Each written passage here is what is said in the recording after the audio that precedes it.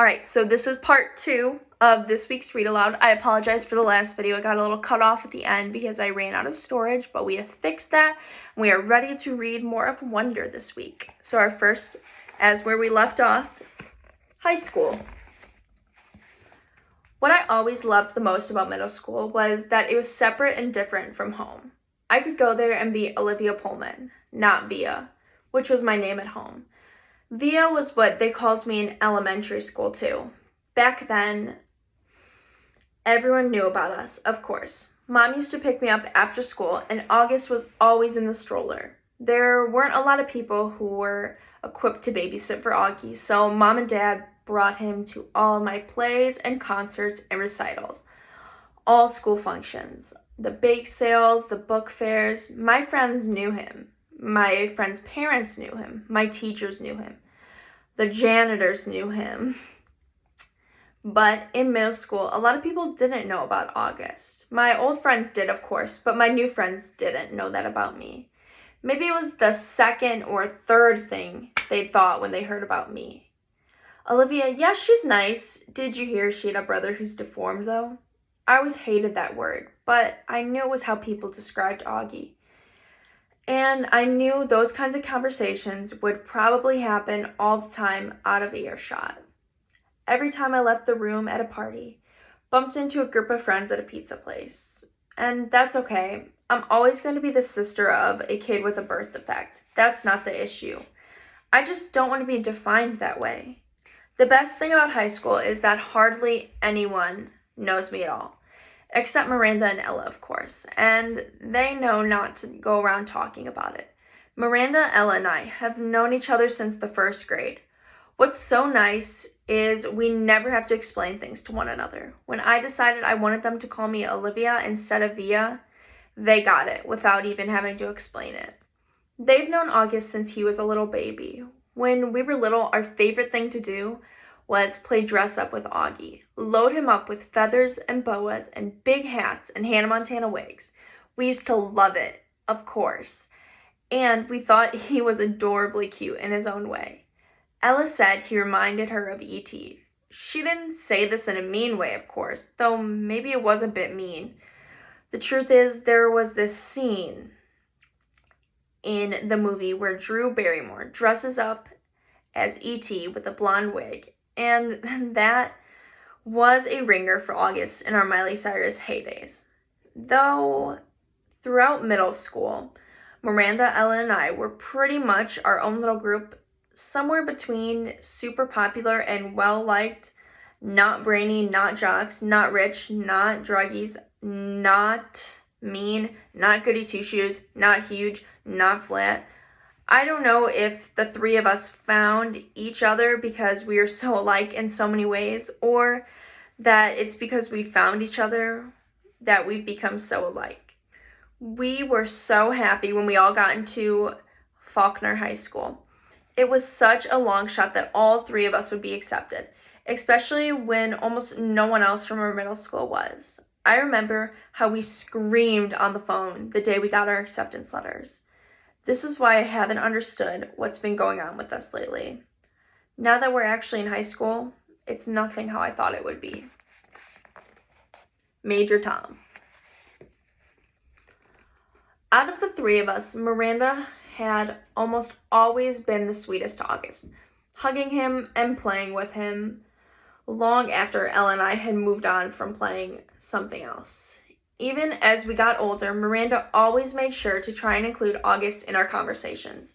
Ask him how he was doing, talk to him about Avatar or Star Wars or Bone or something she knew that he liked. It was Miranda who had given Augie the astronaut helmet he wore practically every day that year when he was 5 or 6. She would call him Major Tom, and they would sing Space Oddity by David Bowie together. It was their little thing.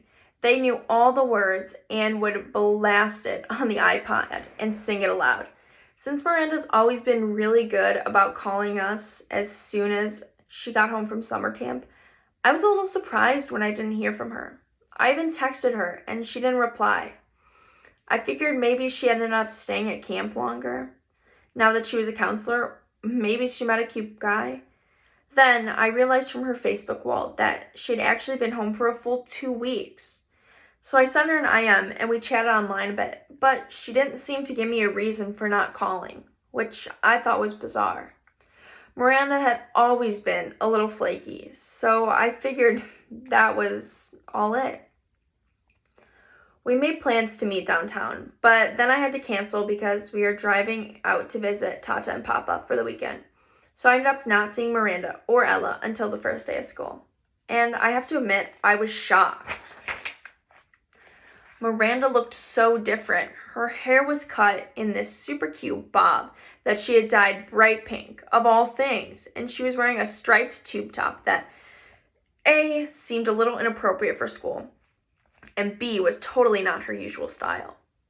Miranda had always been such a prude about clothes, and here she was with all pink hair and a tube top.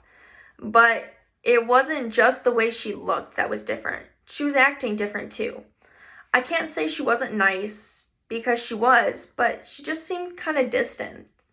Like I was a casual friend. It was the weirdest thing in the world. At lunch, the three of us sat together like we always do, but the dynamics had shifted. It was obvious to me that Ella and Miranda had gotten together a few times during the summer without me. Though they never actually said that, I pretended not to be upset at all while we talked, though I could feel my face getting hot and my smile being fake. Although Ella wasn't as over the top as Miranda, I noticed a change in her usual style too. It's like they had talked to each other beforehand about redoing their image at this new school, but hadn't bothered to clue me in. I admit, I had always thought I was kind of above this typical teenage pettiness, but I felt a lump in my throat throughout lunch. My voice quivered as I said, "See you later," when the bell rang. After school. "I hear we're driving you home today." It was Miranda in 8th period. She had sat down at the desk right behind me. I had forgotten that Mom called Miranda's mom the night before to ask if she could drive me home from school. "You don't have to," I answered instinctively, casually. "My mom can pick me up." I thought she had to pick up Augie or something. It turns out she can pick me up afterwards. She just texted me, "Not a problem." "Oh, okay. Thanks." It was all a lie on my part, but I couldn't see sitting in a car with the new Miranda. After school, I ducked into the restroom to avoid bumping into Miranda's mother outside. Half an hour later, I walked out of school and ran 3 blocks to the bus stop, hopped on the M86 Central Park West, and took the subway home. "Hey there, sweetie," my mom said the second I stepped into the front door. "How was your first day?" "I was starting to wonder where you guys were." "We stopped for pizza." Incredibly easy how the lie just slipped through my lips. "Is Miranda not with you?" She seemed surprised that Miranda wasn't right behind me. "She went straight home. We have a lot of homework." "On your first day?" "Yes, on our first day," I yelled, which completely surprised my mom. But before she could say anything, I said, "School was fine. It's really big, though. The kid seems nice." I wanted to give her enough information so she would not feel the need to talk to me more. "How was Augie's first day?" I asked. Mom hesitated, her eyebrows still high on her forehead from when I snapped at her a second earlier. "Okay," she said slowly, like she was letting out a breath. "What do you mean, okay?" I said, "Was it good or bad?" He said it was good, so why do you think it wasn't good? "I didn't say it wasn't good. Jeez, Via, what's up with you?" "Just forget I asked at all," I answered, and stormed dramatically into Augie's room and slammed the door. He was on his PlayStation and didn't even look up. I hated how zombified his games had made him. "So how was school?" I said, scooting Daisy over so I could sit on the bed next to him. "Fine," he answered, still not looking up from his game. "Augie, I'm talking to you," and I pulled the PlayStation out from his hands. "Hey," he said angrily, "how was school?" "I said it was fine," he yelled back, grabbing the PlayStation back from me. "Were people nice to you?" "Yes." "No one was mean?" He put the PlayStation down and looked up at me as if I had just asked the dumbest question in the world. "Why would you ask if people were mean?" he said. It was the first time in my life that I had heard him be sarcastic like that. I didn't think he had it in him. So I'm going to stop there today. But I thought it was super cool to hear a different character's perspective because we were so used to hearing Augie's perspective, and now we get to see how Via is thinking about the same events. So I'm really excited for next week. Remember, I miss you all, and I can't wait to see you next week. Bye, guys.